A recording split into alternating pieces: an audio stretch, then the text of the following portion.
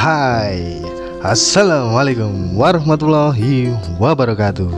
Ketemu lagi dengan saya di channel Teknisi Majapahit. Apa kabar sobat-sobat semua dimanapun kalian berada? Semoga kalian selalu diberi kesehatan ya, amin ya robbal alamin. Oke, kali ini di tangan saya ada sebuah handphone Xiaomi Redmi 5 dengan seri tipe MDG1. Tadi pagi user datang membawa handphone ini dengan keluhan sinyal hilangnya, hanya panggilan darurat. Dan infonya sendiri, sebelumnya handphone ini pernah matot, kemudian dibawa ke tempat servis lain untuk diperbaiki dan handphone tersebut sudah nyala, tapi sinyal tidak muncul ya, atau jaringannya tidak ada, hanya panggilan darurat. Dan ini sebenarnya dua kasus ya dari servisan sebelumnya. Dan untuk pengerjaan awal handphone mati dan sudah down bisa nyala. Dan untuk kasus yang kedua sinyalnya hilang ya, dan infonya ini tidak down ya. Dan akhirnya si user datang ke saya untuk memperbaiki masalah sinyalnya saja. Oke, untuk langkah pertama kita pastikan ya, atau cek email ya, di Kementerian Perindustrian apakah terdaftar. Dan setelah saya cek, email aman ya, masih terdaftar di database Kemenprint. Oke, untuk langkah berikutnya kita akan cek hardwarenya ya sob ya. Oke, kita lanjut matikan handphone dulu dan kita bongkar ya guys ya. Ya, saya percepat untuk pembongkarannya untuk mempersingkat waktu. Ya, sudah terlepas. Dan untuk langkah perbaikan hardware, langkah yang pertama kita pastikan di bagian antena ya sob ya, antena sinyal seperti yang Anda lihat di video ini. Kita telusuri dan kita cek apakah ada jalur yang putus untuk kasus ini ya.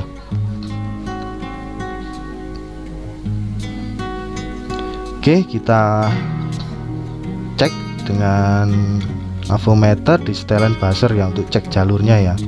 Di situ saya cek dari soketnya, soket antena itu ya, kabel antenanya ya, dan itu masih nyambung ke antenanya, konektor antena. Setelah itu kita bongkar dulu untuk bagian board yang atas ya. Kita cek di jalur kabel antenanya ya, apakah ada masalah di kabelnya atau masalah di konektornya. Kita pastikan terlebih dahulu ya sob ya.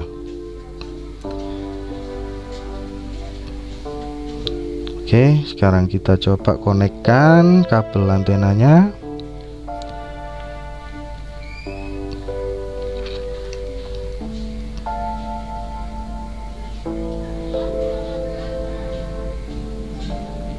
Ya, kita pasang dulu suwe ini.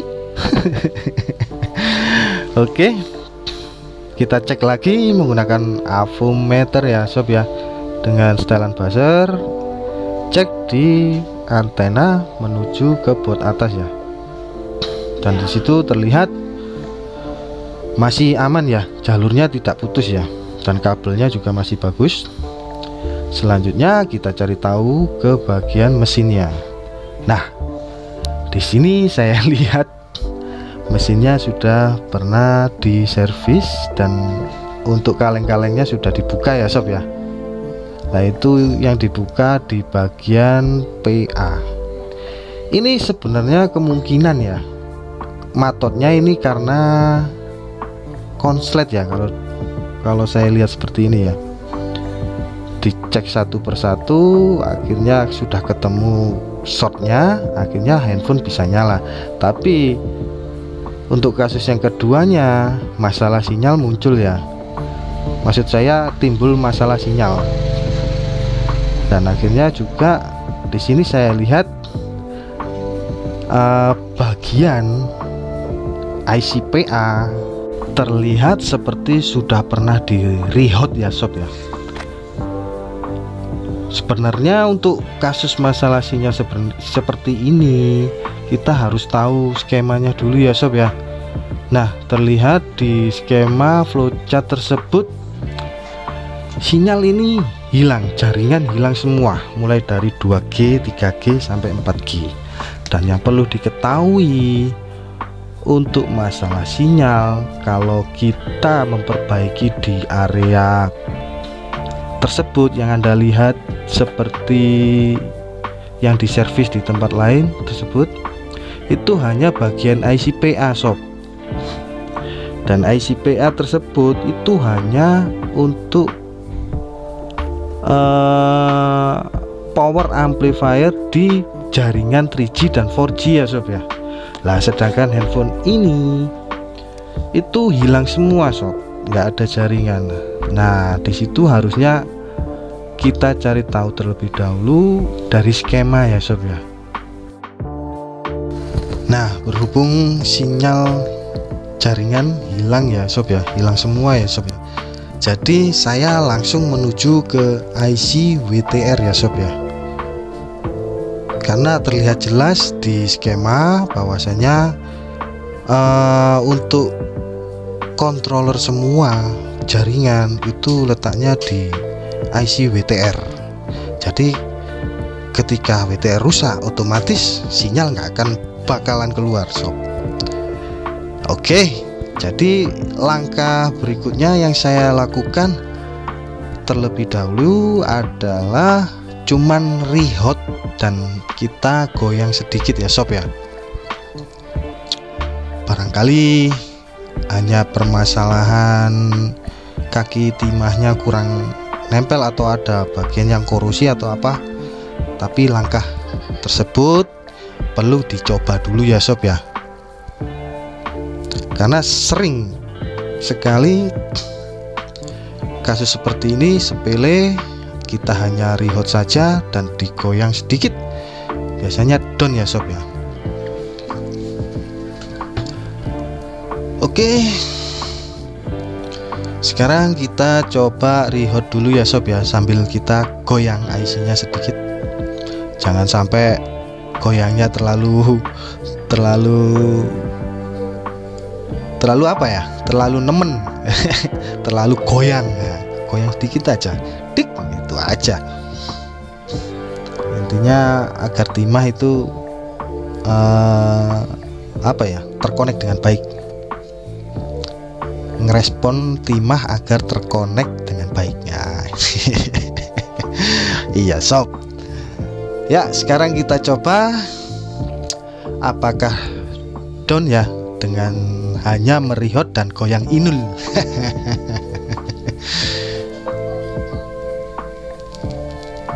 Oke, sekarang saya masukkan SIM cardnya dan kita nyalakan.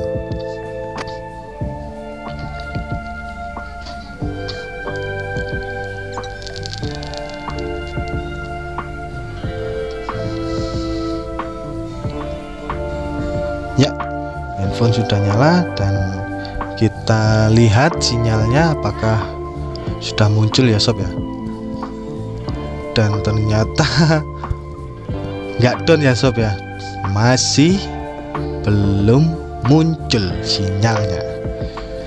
Oke, langkah selanjutnya kita ganti ya sob ya, langsung kita ganti IC WTR nya.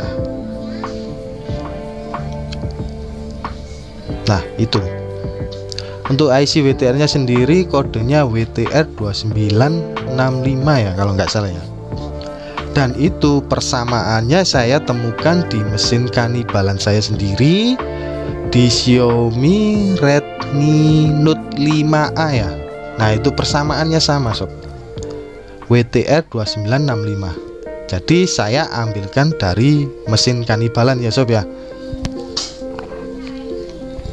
Ya sekarang saya ambil IC nya yang dari mesin kanibalan.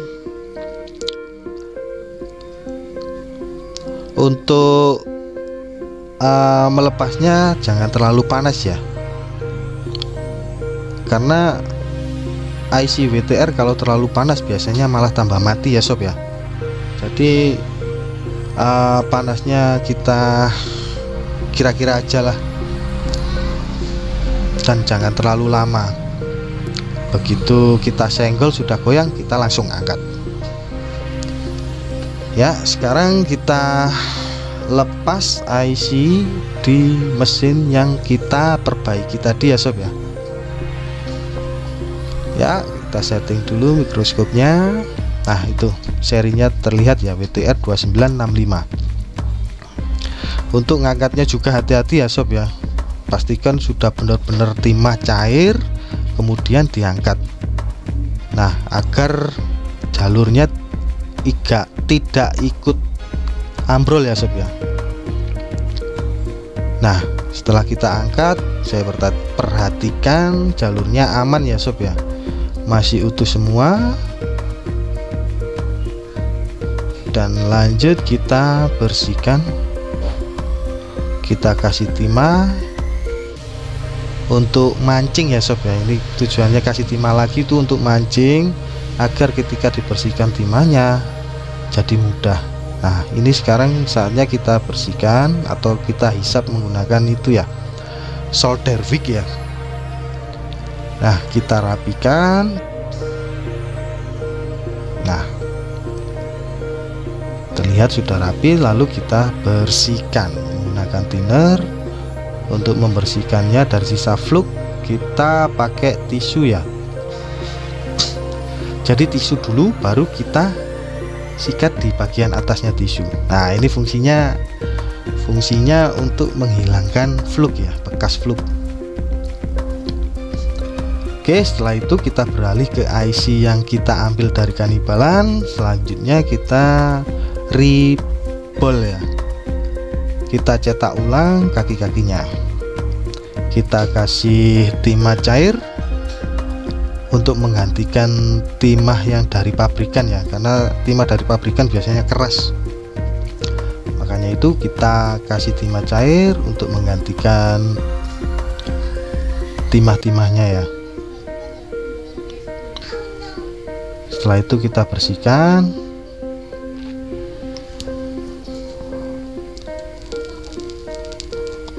Ya kita kasih thinner, kita sikat. Nah selanjutnya kita cetak ulang menggunakan BGA ya sob ya. Ini saya gunakan BGA yang universal. Terus kita kasih timah cair. Dan jangan lupa ya sob ya, untuk cetak IC agar BGA nya tidak mulet. Nah kita kasih alas ya, isinya alas menggunakan tisu ya sob ya. Oke setelah kita ribal, kita blower dan kakinya sudah terbentuk dengan baik. Lalu kita lepas dari BGA nya, kemudian kita bersihkan ya sob ya.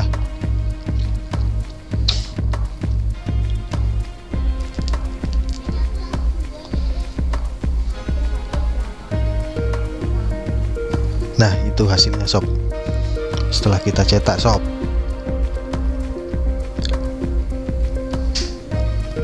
Oke.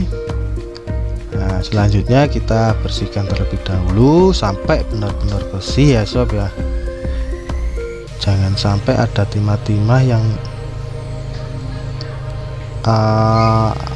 nempel ya, karena bisa short nanti. Oke, sekarang beralih ke mesin yang kita perbaiki. Sebelum kita pasang IC-nya, kita kasih flux di boardnya ya, di pin boardnya ya, secukupnya aja. Terus kita ratakan, kemudian kita letakkan IC-nya.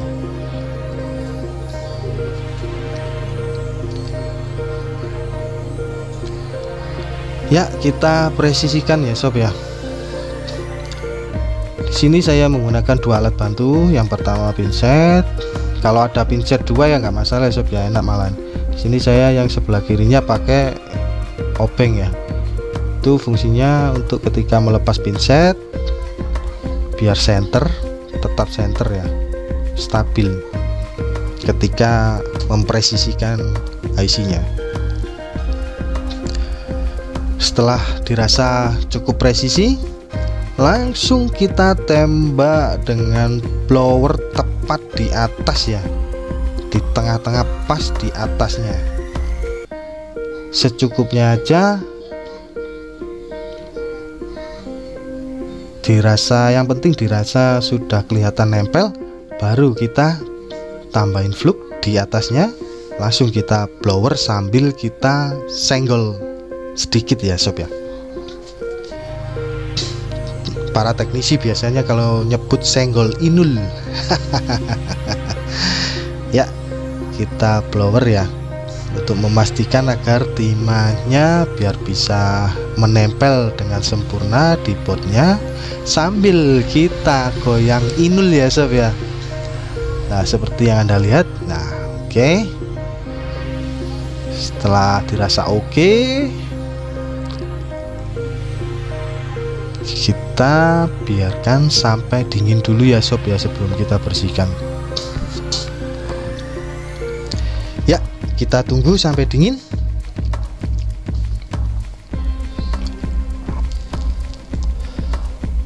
Oke, setelah dingin, sekarang kita bersihkan ya sob ya. Seperti tadi ya sob ya, untuk finishing menghilangkan fluknya, saya menggunakan trik kasih thinner dulu, baru kita kasih tisu di atasnya, kemudian kita sikat di bagian atas tisu. Nah, nanti itu biasanya keserap fluknya. Ya, setelah bersih semua, kita langsung coba ya sob ya. Oke, saya pasang. Kita konekkan fleksibel LCD dan fleksibel board supportnya, board dari charger bawah. Langsung kita siapkan kartu SIM cardnya ya. Oke, kita masukkan dan kita coba nyalakan.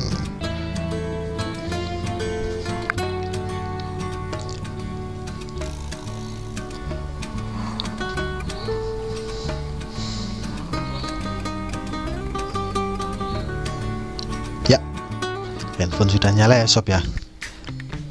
Dan alhamdulillah ya sob ya, proses perbaikan kali ini berjalan dengan lancar ya sob ya. Nah, terlihat jaringan sudah muncul ya sob ya. Sekarang kita coba nyalakan datanya sob. Oke, dan alhamdulillah juga muncul ya sinyal 4G nya ya sob ya, seperti yang Anda lihat saat ini ya sob ya. Nah, itu 4G plus muncul ya sob ya. Ya, selanjutnya kita coba di SIM 2 nya ya, apakah juga berfungsi ya sob ya. Kita pastikan terlebih dahulu.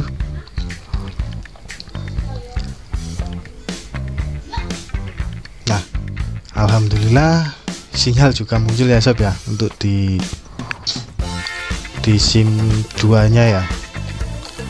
Nah sekarang nyalakan datanya lah, alhamdulillah 4G juga muncul, dan ini bisa dipastikan kasusnya sudah down ya sob ya.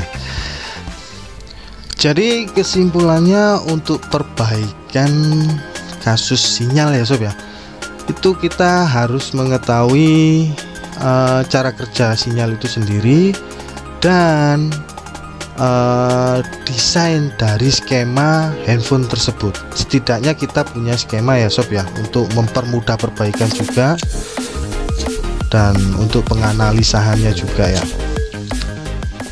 Intinya ya seperti itu, kita harus analisa dengan benar-benar kita pastikan letak permasalahannya ya sob ya. Oke, sekian dulu video kali ini dari saya ya sob ya. Semoga video kali ini bisa dijadikan manfaat, khususnya untuk para teknisi pemula ya. Jangan lupa klik like, komen, dan subscribe, serta share ke teman-teman kalian agar mereka tahu apa yang kalian tahu juga. Sampai ketemu di video-video berikutnya, dan salam teknisi Majapahit. Wassalamualaikum warahmatullahi wabarakatuh.